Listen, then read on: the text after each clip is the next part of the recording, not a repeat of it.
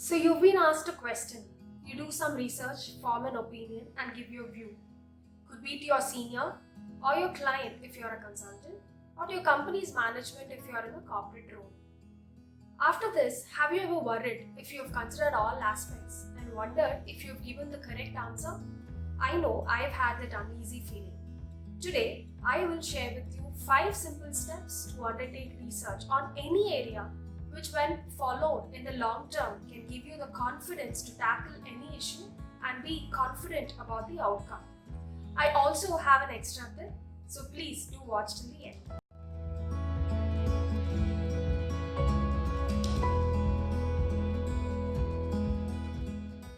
Hi everyone, welcome to Tax Vichara, a platform created with a mission to simplify and share practical knowledge and experience on tax. My name is Vaishaka, a practicing CA in direct taxes. So let's get started.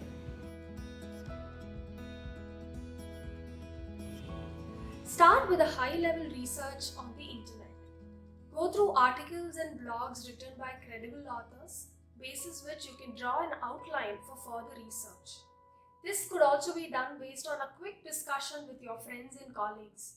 List down relevant section, the connected section, related rules and forms, landmark judicial decisions, and overview of the dispute and the controversy existing in the issue.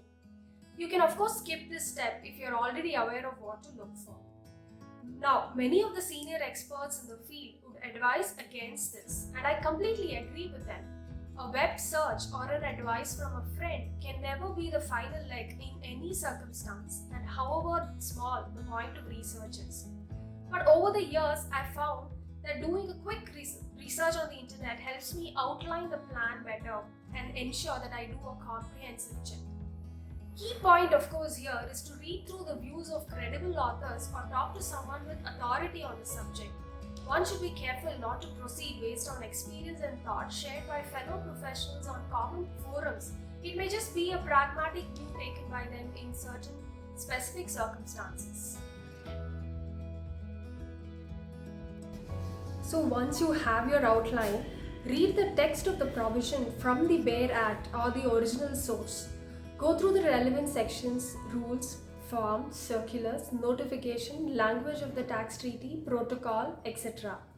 Try and get an understanding of the provision, its intent and applicability holistically. Do not restrict the reading only to the facts of the case in hand at this stage. So during my initial years, I got to work on an assignment on a seemingly simple issue. So as a protocol, the team had to discuss this with a partner before taking a final view, and that was sent to the client. As we were trying to explain the facts, the partner started to read the section as if he is reading it for the first time. He was a very senior partner and he may have read that section over 100 times in his career. Yet, he did not want to rely on his memory and wanted to approach the issue as a student of the law. There have also been instances when I have skipped this step out of time constraint and found myself missing some key elements or points. As a next step, go through some basic commentaries to get a more detailed understanding of the issue involved. You may totally skip this step if you do not have access to these books and resources and move on to the next step. But if you're looking to build a career in the particular area of research, or if you are responsible for overseeing that function in your company, I would suggest that it's worth your money to invest in good books and commentaries. Most of the books are also available online nowadays.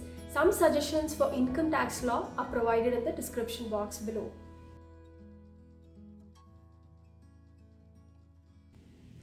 Now, this is a stage when you look for the most recent case laws.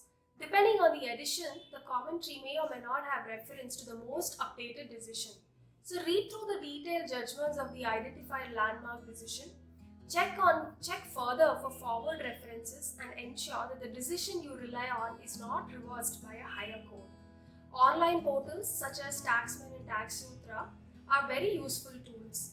These are paid resources and it may be useful to have access to at least one of them.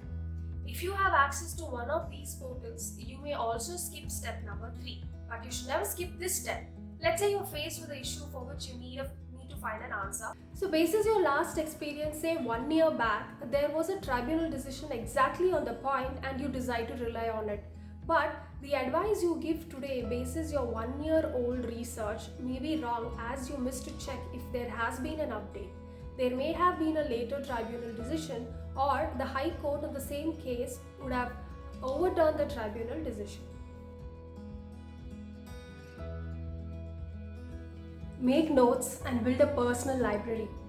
Although not integral to the answer for the question in hand, I would highly recommend following this step, as it would significantly help in the long run. I'm not talking about archiving or electronic filing policy you may have at your organization level. I'm talking about building your own personal library. The earlier you start, better it is. Make note of all the points of your research and include your personal views, comments, and questions that arose in your mind. Include names of decisions you read through along with the extracts reference to the operative part that you relied on. Also make note of contrary arguments available on the issue, any factual matrix to which the law is sensitive to, and the conclusion. So be careful here not to violate any IP policy of your company or firm. Do not save or keep copies of client or company's factual documents or any confidential documents that belongs to the organization you work for. This library is a simple system where all the publicly available documents that you have looked at and relied on in the past are saved in an organized manner that both helps with the recollection and retrieval in future. In our fast-paced work life, this is easier said than done. I continue to learn this art and try to perfect the system more often.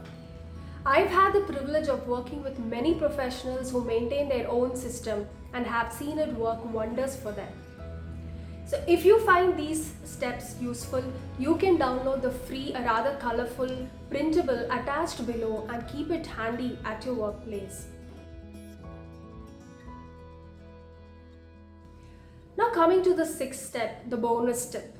When in doubt, always consult. Most areas of finance and law practice are dynamic and evolving every day. If you just take tax, we have professionals specializing with micro-focus areas such as GST, transfer pricing, international tax, charitable institution. The list is never-ending. If you're a person who practices mainly in taxation for HNI and you receive an assignment that involves planning around investment and capital structuring for a foreign multinational, do take the help of an expert or even outsource it. Likewise, if you're primarily an indirect tax specialist heading tax function of a company, seek help when there is an issue on direct tax. This may seem very obvious, but the point I want to highlight here is that we may not even understand or know the depth of the issue involved until we involve the relevant expert. That is how dynamic the law is. So that's it for today, friends. I'm only sharing from my experience, some of which I've learned the hard way. It is a continuous process and I'm still learning. Hope you found this useful. Please do subscribe to the channel if you want to be intimated about our future videos. Also do like this video if you found the content useful. Thank you so much for watching.